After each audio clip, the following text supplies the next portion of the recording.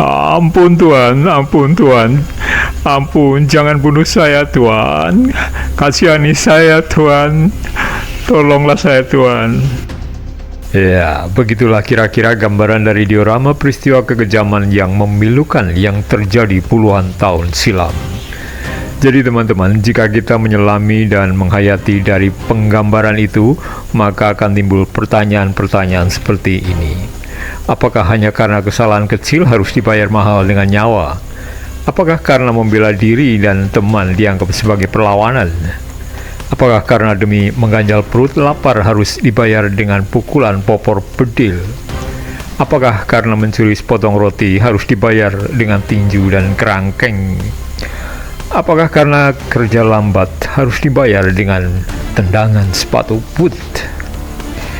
Ya, apakah sebuah kejujuran membela negara harus dibayar dengan letupan peluru dan tusukan bayonet? Di mana keadilan dan di mana Tuhan sebagai tempat berlindung sedang berada? Ya, itulah teman-teman, apa yang pernah terjadi di bawah tanah puluhan tahun silam. Penyiksaan dan pembantaian kakek nenek moyang kita yang terjadi dijadikan romusa oleh bangsa lain hanya karena kesalahan yang dibuat-buat dan tidak masuk akal. Mereka menjalani kerja paksa yang bukan hanya tidak diupah tapi juga disiksa. Inilah diorama kisah penyiksaan dan pembantaian dari sejarah penjajahan Jepang di negeri kita. Memang penjajahan sangat kejam. Diorama dari replika patung-patung yang menceritakan kisah perjuangan itu ada jauh di bawah tanah, di sebuah gua buatan manusia, di bawah sebuah perkebunan teh yang dari luar nampak asri, segar, dan menyejukkan. Selamat jumpa lagi teman-teman. Kali ini saya sedang memasuki sebuah gua bawah tanah, atau tepatnya di bawah sebuah ladang atau kebun teh di Kali Gua, di Kecamatan Paguyangan, Kabupaten Brebes, yang berbatasan dengan Kabupaten Banyumas di lereng Gunung Slamet. Teman-teman, ketika memasuki pintu gerbang gua, suasana mistis sudah terasa menyeramkan. Tapi jangan khawatir, biasanya itu timbul hanya karena perasaan pribadi saja. Saya akan mencoba terus memasuki dan menguak misteri di dalamnya. Tidak seperti gua-gua alami yang terbentuk oleh peristiwa geologi yang biasanya karena bekas lahar yang membeku kemudian tertimbun tanah atau lumpur. Gua yang sedang saya jelajahi ini adalah sebuah gua buatan tangan manusia. Namun meskipun gua ini buatan tangan manusia, tidak mengurangi keunikannya sebagai gua. Justru semakin menambah kekaguman orang-orang yang melihatnya akan keuletan dan kegigihan pembuatnya. Teman-teman, sejak pertama memasuki gua ini, saya melihat ke atas ini, ke atap ini, atap gua ini. Atap batu ini tampak basah. Jelas ini air yang datang dari atas gua ini. Rembesan air ini jika terjadi di dalam gua alam, ya di dalam gua alam, itu biasanya akan menetes dan membentuk stalaktit dan stalagmit di dalam kurun waktu ratusan tahun. Namun yang terjadi di sini justru tidak diharapkan terjadinya stalaktit dan stalagmit, karena gua ini dibuat untuk tujuan tertentu, seperti untuk persembunyian atau markas kelompok orang-orang tertentu. Kalian lihat alas atau lantai gua ini sudah dibuat rapi dan keras karena sudah dilapisi dengan lantai keramik kekinian. Saya yakin lantai aslinya tidak seperti sekarang ini. Hal ini sengaja dibuat untuk memudahkan pengunjung seperti saya saat ini dapat berjalan-jalan menjelajahi gua ini tanpa kesulitan. Tentu saja teman-teman, hal ini dapat mengurangi nilai keaslian dari kondisi dan situasi gua yang sesungguhnya sejak pertama kali dibuat. Dinding gua ini juga sebagian basah karena rembesan dari atas juga.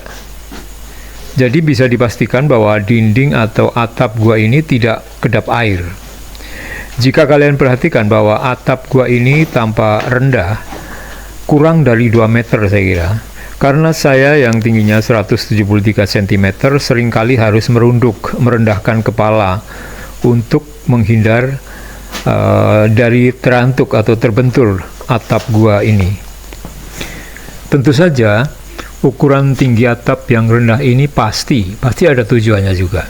Oke teman-teman, setelah saya beberapa meter memasuki lorong-lorong gua, saya melihat ada sesuatu seperti ini. Sepertinya ini tempat duduk atau tongkrongan atau istirahat. Ya, saya jadi membayangkan apa yang terjadi puluhan tahun silam di tempat ini. Beranjak dari tempat tongkrongan dan melihat pada dinding gua ini, sepertinya ada celah-celah yang cukup untuk ditempati atau untuk berdiri satu tubuh orang dewasa. Ini ada lagi nih, ada tempat tongkrongan lagi. Ini malah untuk 2 orang. Dan di belakangnya itu ada bale-bale, mungkin untuk tiduran ya, atau bentuknya seperti kayu. Tapi ternyata bukan. Mungkin itu terbuat dari semen. Tapi mungkin ini benda tambahan yang dibuat belakangan. Oke, saya akan lanjut masuk seperti ini. Ya, makin ke dalam ini. Oke, saya akan lanjut masuk lebih dalam lagi. Tapi ini ada ruangan yang cukup dalam. Tapi penerangannya sepertinya sengaja dibuat remang-remang. Oke, mungkin ini sengaja untuk menimbulkan kesan seram gitu ya. Oke, saya akan ikuti saja sesuai papan petunjuk. Ya, kalau belok kanan ini ada lorong yang kelihatannya agak panjang. Tapi saya akan mencoba lorong yang gelap ini. Tapi kenapa ya tidak ada lampu penerangannya? Atau memang tidak disarankan untuk dimasuki? Oke, saya akan coba masuk lagi.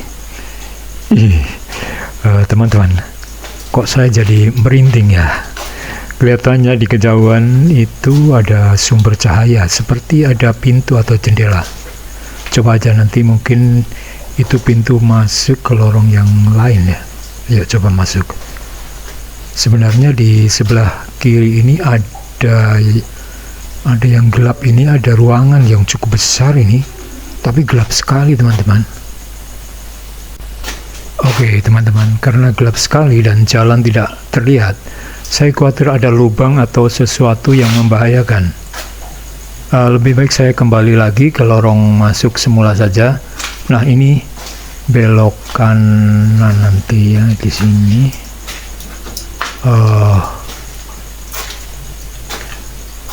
Oke. Ya, ada lorong yang lurus jauh. Nah, saya akan belok kanan. Ruangan, ada ruangan nih. Ruangan apa ini ya? Ini ruangan seperti apa ini ya? Untuk apa ya? Ini ruangan besar ini. Dan itu kelihatannya ada yang ke dalam ini. Itu lebih besar, tapi gelap ya. Saya tidak memasuki lebih dalam ruangan ini. Ini gelap sekali di dalam juga. Nah, ini saya lebih tertarik. Oh, ini ya. Rupanya ini ruangan atau tempat tahanan. Dan di sini hanya terlihat 2 orang yang sedang berada di dalam tahanan. Tapi mungkin realitanya itu bisa lebih banyak. Jadi teman-teman, gua ini adalah gua buatan yang dibangun atas perintah tentara Jepang. Ketika Jepang datang menjajah negeri kita, pada saat Perang Dunia Kedua atau sekitar tahun 1942. Tapi realitanya yang membangun gua ini ya kakek buyut kita sebagai Romusa. Tentu saja keberadaan gua ini sangat dirahasiakan oleh tentara Jepang supaya tidak diketahui oleh tentara sekutu. Dan untuk menjaga kerahasiaan itu, tentu saja para pekerja atau Romusa harus tetap berada di dalam gua ini atau dimusnahkan. Nah, silahkan teman-teman untuk membayangkan kira-kira peristiwa apa yang selanjutnya dialami oleh kakek buyut kita saat itu. Teman-teman, udara di dalam gua ini cukup dingin untuk daerah tropis. Mungkin sekitar 20 derajat Celcius.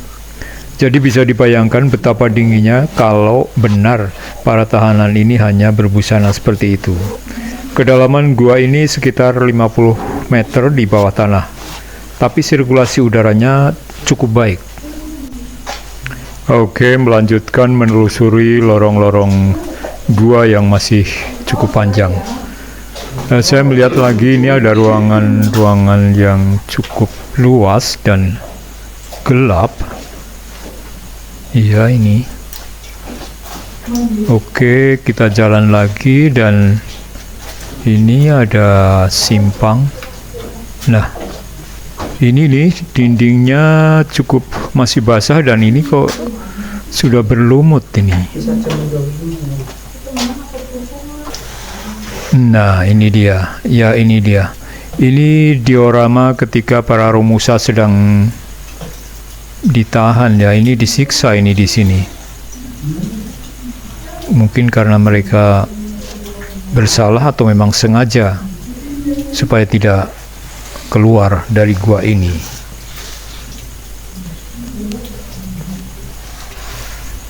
Ya, teman-teman, bisa dibayangkan seperti apa rasanya mereka dibelenggu di rantai tangan dan kakinya di tempat yang basah dan becek dan berbusana seadanya. Jelas sekali usaha ini untuk menjaga kerahasiaan tempat dan markas persembunyian ini. Saya tidak dapat membayangkan luar biasa berat memahat batu cadas atau kapur ini menjadi lorong-lorong yang melingkar-lingkar sepanjang 850 meter. Ya, inilah ruang penyiksaan bagi mereka yang dianggap bermasalah. Tentu saja tuduhan kesalahan itu dibuat-buat dan mengada-ada. Di depan ruang penyiksaan ini ada lorong-lorong yang bercabang dan salah satunya ruangan atau lorong yang gelap seperti ini. Nah, ini. Dan saya akan coba memasuki ruangan ini.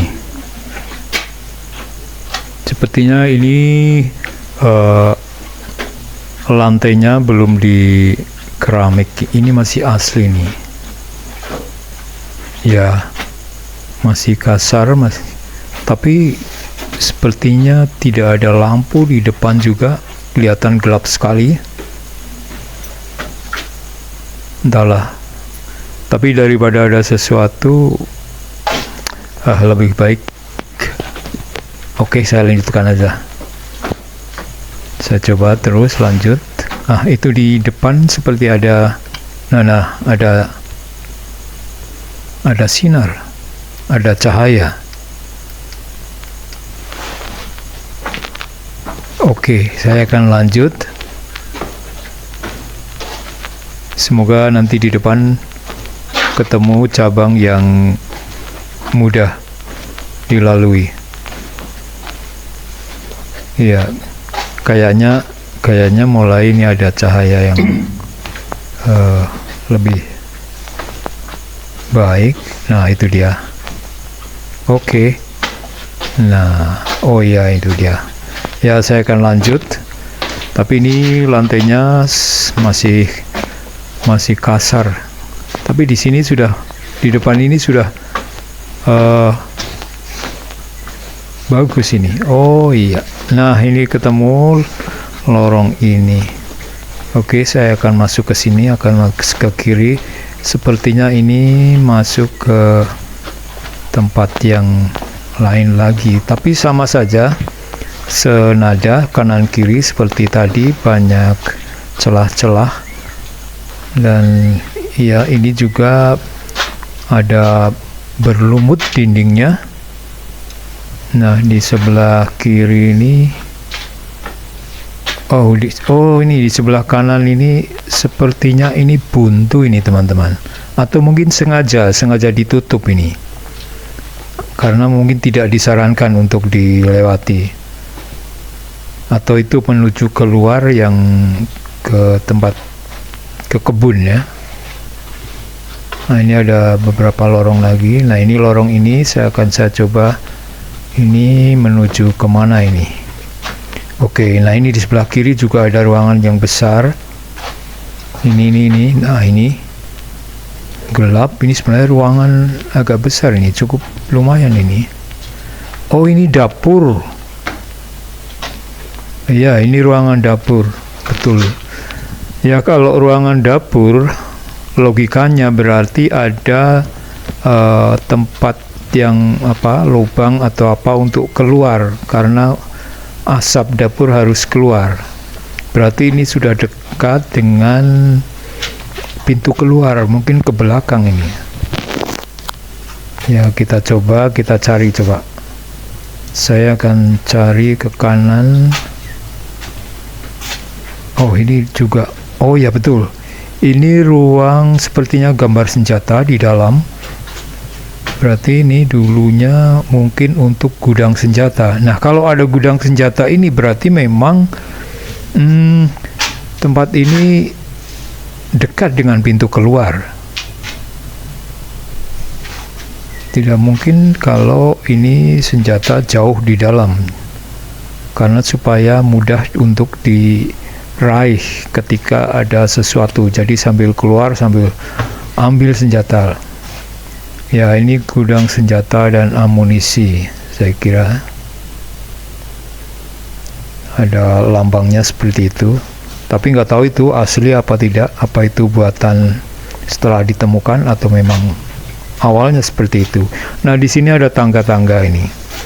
Tangga-tangga ini berarti konturnya naik. Jadi hati-hati, ini kepalanya bisa kena ini. Kalau tidak hati-hati, karena rendah sekali ini tingginya, hanya saya harus membungkuk ini di sini. Ah ya, betul, ini di sebelah kanan ini berarti ini keluar ke ya keluar. Kayaknya di luar ini ada sungai kecil ini, betul. Nah, ini di sini diberi pintu besi dan terkunci. Ya betul, itu tempat buangan-buangan. Jadi aslinya mungkin ini memang pintu keluar untuk keluar, tapi itu tadi pintu besi itu terkunci dan di luar itu ada sungai kecil. Jadi saya kira ini sudah ujungnya. Ya. Nah, ini ada ruang lagi. Oh, ada tempat untuk apa ini? Oh, ini yang tempat pembantaian. Jadi dekat dengan pintu keluar tadi ya. Ya. Ini sepertinya, nah iya ini. Jadi setelah tadi dari ruang penyiksaan,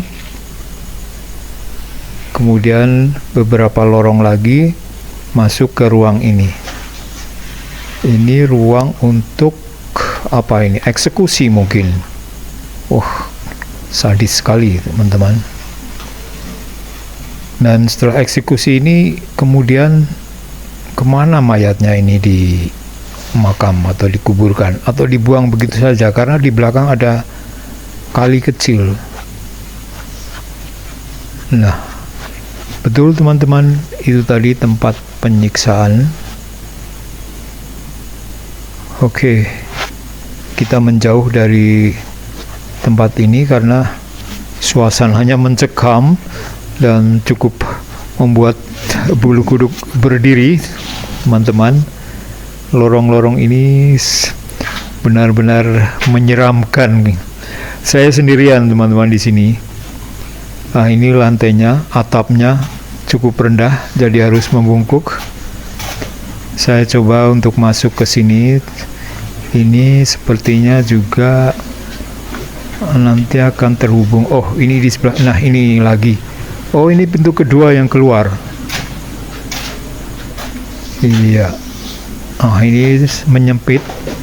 Dindingnya menyempit di kiri kanan, walaupun ada celah-celah, tapi cukup untuk berlalu satu orang. Kalau untuk persimpangan cukup sempit, walaupun bisa. Nah, ini di sebelah kanannya juga ada ruangan. Nah, ini di sebelah kiri juga ruangan. Oh, di sana ada pintu atau ada jendela. Kelihatan ada sinar. Ya, ada cahaya di kejauhan sana, di sudut sana. Oke, masuk nggak ya? Gimana teman-teman, kita masuk? Saya khawatirnya jalannya ada lubang atau ada sesuatu mungkin. Oke, nanti aja kita ke ruang yang lain dulu ya. Ini ke lorong yang lain di sebelah kanan. Nah, ini sebelah kanan juga ada ruangan lagi, ini ruangan gelap lagi.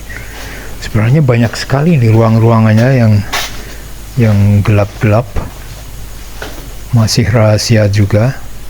Tapi ini kalau diberi lampu-lampu semuanya, wah bagus sekali ini. Nah, oh ya, ini masuk lagi, lorong lagi.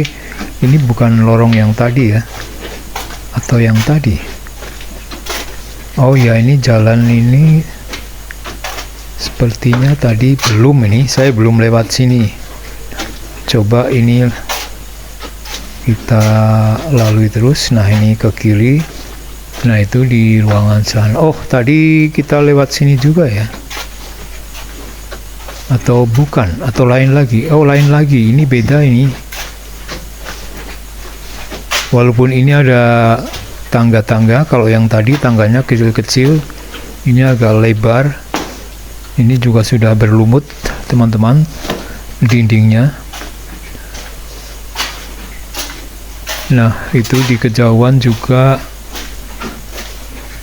ada mengarah kemana ya? Apa keluar atau kita masih jauh? Nggak tahu teman-teman. Ini saya juga bingung di dalam ini. Saya harus kemana? Membingungkan. Apakah ini akan langsung saja terus atau gimana? Tapi sepertinya di dalam sana itu ada tempat yang tapi mau ke sana tadi ada seperti ada kawat, ada apa ya, kawat-kawat yang menutup. Saya ke kanan ini, ke lorong ini walaupun gelap, karena ini mungkin akan berhubung ke ruang lain, ke lorong lain. Nah, ini sama saja, ininya apa, bentuknya, tipenya sama, di dinding-dindingnya ada celah-celah juga. Nah, ini yang ruangan tadi, coba ke kiri. Oh iya, betul itu. Jadi tadi itu tidak dapat masuk dari sana, ternyata masuknya dari sini. Nah, ini di sebelah kanan juga ada ruangan yang cukup besar ini. Ruangan apa ini ya? Tapi ini cukup lebar ini. Oke, saya akan masuk dulu ke sini. Nah, ini di sebelah kiri juga ruangan besar. Oh, ini ruang apa ini? Komandan. Oh, ini tempat istirahat komandan ini di sini. Tentu saja ini aslinya ini di sini tidak kosong seperti ini. Pasti ada, paling tidak itu ada tempat tidurnya. Oh ya, orang Jepang itu kalau tidur bisa di lantai ya, pakai tatami. Tapi nggak tahu kalau di sini ya, mungkin ada semacam balai-balai. Tapi itu tadi kosong. Nah, ini ruangannya agak besar nih. Ya. Nah, itu tadi ruang yang bagus ini di sini. Nah, ini tadi dari kursi itu di sebelah sana saya tidak bisa masuk, tertahan. Nah, ini dia. Ada tulisan di sini, ada ruang sidang. Tapi tentu saja aslinya tidak hanya tempat duduk seperti itu. Pasti ini di sini ada meja besar ini untuk sidang, untuk membuat keputusan. Karena di dekat sini ada tadi ruang komandan, juga ada ruang-ruang besar lain. Nah, ini seperti ini. Oke, berarti di sini pusat komandonya. Dan dari sini pasti di depan ini banyak celah-celah, makanya ya untuk penjaganya. Jadi berlapis-lapis teman-teman. Nah, itu ada lorong-lorong lagi yang banyak celah-celahnya untuk ditempati orang-orang yang menjaganya. Oh, tadi ini masuk dari sini awalnya. Ini ada ruang gelap lagi ujungnya. Nah, jadi ini ada ruang keluarnya. Nah, tadi itu kan kayaknya lewat sini ya. Nah, ini lewat sini ini. Oh iya, ini. Nah, betul. Tadi duduk di sini. Nah, ini ada 2 tempat duduknya. Nah, saya tadi sudah mencoba untuk duduk di sini. Nah, ini. Berarti tadi masuk lewat sini, nah sekarang keluar. Oke, kita sudah ketemu jalan keluarnya. Oke, teman-teman. Sebentar lagi berarti keluar ini. Karena tadi masuk dari sini, tentu saja akan keluar lagi. Tapi ini masih berapa meter ya? Ya cukup lumayan nih. Nah, ini ruang keluarnya ke kiri, kalau ke kanan itu tadi masuk lagi. Oke. Berarti harus ke kiri ya, jalan ke kiri. Nah, kita jalan. Ya, bagus juga ya. Ini seram juga nih, saya sendirian ini. Agak merinding juga, teman-teman. Ini ada tempat apa ini ya? Ini sepertinya tempat untuk minumkah? Kayaknya bukan ini. Ini kayak tempat untuk apa ya? Dupa mungkin ya, untuk membakar dupa. Tapi ini bukan batu ini, teman-teman. Berarti ini semen ini. Saya coba pegang ini dulu. Coba. Oh, ini basah ini, teman-teman. Oh ya, mungkin karena tetesan dari atas ya. Ya, tapi ini bawahnya ini dibentuk seperti ini, berarti bukan batu asli, ini semen ini. Nah, lihat tuh. Nah, kan kelihatan sekali. Jadi campuran ya, semen dan batu cadas. Oke. Selanjutnya saya akan ikuti jalur ini, saya akan keluar. Nah, itu ada ruang yang tadi. Tadi masuk lewat sini ya, itu ruang tahanan itu. Oke, yuk kita sekarang keluar. Ya, kita sudah keluar. Nah, ini dari luar tampak seperti ini. Itu dia sebelah sana itu pintu masuknya.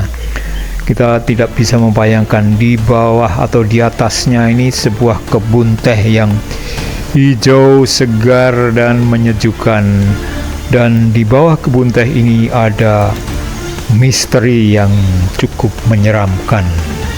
Ya, tempat yang sangat-sangat sadis di dalam sana. Jadi teman-teman, jika kalian ingin ke sini, Gua Jepang ini terletaknya di Desa Pandansari, Kecamatan Paguyangan, Kabupaten Brebes. Ini memang tempat yang unik, penuh dengan kisah misteri peninggalan 2 kolonialis, di mana kolonial Belanda meninggalkan kebun teh Kali Gua seluas 605,8 hektar di ketinggian 1.500 mdpl, dan di bawahnya, di kebun teh yang sama, kolonial Jepang meninggalkan sebuah gua. Oke, untuk kalian yang sudah OTW ke TKP bisa simak Google Map ini. Garis biru itu adalah rute yang saya tempuh dari arah selatan atau arah Purwokerto. Tujuannya adalah kebun teh Kali Gua. Jadi, Gua Jepang yang kalian tuju itu berada di dalam area perkebunan teh Kali Gua, seperti yang ditunjukkan di map ini. Jika kalian datang dari utara seperti dari Brebes, Tegal, Cirebon, atau Jakarta, bisa melalui jalan utama Tegal Cilacap. Kemudian setelah kalian sampai di daerah Paguyangan, temukan jalan Kali Gua yang berada di sisi sebelah kiri atau sisi sebelah timur jalan utama. Nah, untuk lebih mudahnya sebagai pedoman bahwa jalan Kali Gua itu tepat berada di antara Alfamart dan Indomart Paguyangan. Karena saya melaju dari arah selatan, maka jalan Kali Gua ada di sisi sebelah kanan. Nah, itu sudah terlihat Alfamart, dan yang di kejauhan sana itu Indomart. Nah, inilah jalan Kali Gua. Ya, saya sudah masuk ke jalan Kali Gua. Jalannya sudah cukup lebar, terbuat dari semen, dan nanti bersambung juga dengan jalan yang terbuat dari aspal. Ikuti saja jalan Kali Gua ini, jangan khawatir karena di tempat-tempat strategis atau persimpangan sudah terpasang papan-papan petunjuk arah yang bisa terlihat jelas dari jauh. Nah, teman-teman, jalan Kali Gua ini nanti akan bersambung ke jalan Pandansari sebelum memasuki perkampungan menjelang kebun teh. Jalan Pandansari nanti akan melewati Telaga Ranjeng yang mistis yang dihuni ratusan ribu ikan jinak. Dan Jalan Pandansari akan berakhir tepat di halaman parkir di depan gerbang Kebun Teh Kaligua. Kalian juga nanti harus membeli tiket untuk memasuki area perkebunan. Tiket itu juga termasuk untuk memasuki Gua Jepang dan tempat-tempat tujuan lain di dalam area kebun teh. Di dalam area kebun teh juga terdapat restoran atau kafe dan tempat untuk menginap. Oke, teman-teman.